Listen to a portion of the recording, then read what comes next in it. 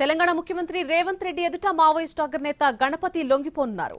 ఆయనతో పాటు మరో 124 మంది పీఎల్జీఏ మావోయిస్టులు లొంగిపోబోతున్నారు.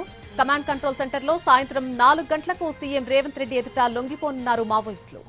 మావోయిస్టు అగ్రనేత దేవ్జీకి చెందిన దళం లొంగిపోనుంది.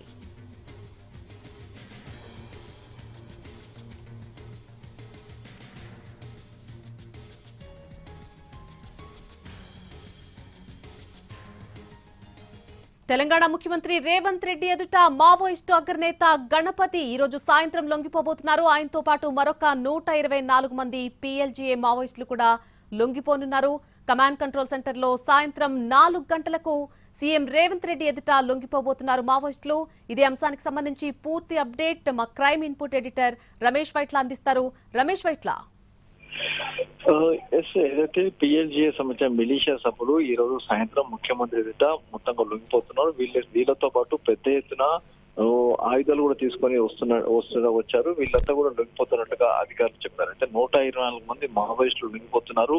దీంట్లో ముఖ్యంగా చూస్తే మొన్న ఏదైతే వారం రోజుల దేవ్జీ కావచ్చు, మల్లా రాజిరెడ్డి కావచ్చు, బడా చెక్కోరా కావచ్చు, మరొకరు మొత్తం 4 లొంగిపోయినప్పుడు ఆ సమయంలో పెద్ద ఎత్తున మావోయిస్టులతో పాటు వాళ్ళకు అనుబంధంగా ఏదో సెక్యూరిటీగా ఉన్న సిబ్బంది మొత్తం కూడా ఒక్కొక్కరికి 15 మంది నుంచి 30 మంది వరకు సెక్యూరిటీగా ఉంటారు. వాళ్ళందరూ కూడా పెద్ద ఎత్తున ఆయుధాలు ఉన్నాయి.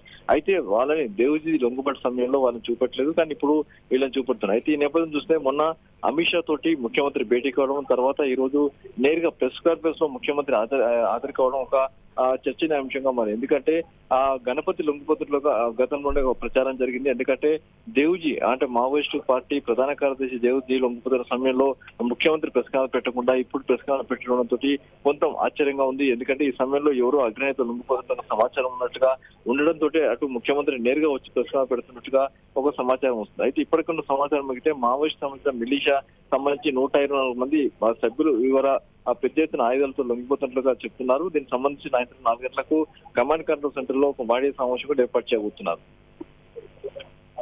Right Ramesh Vaitla, thank you.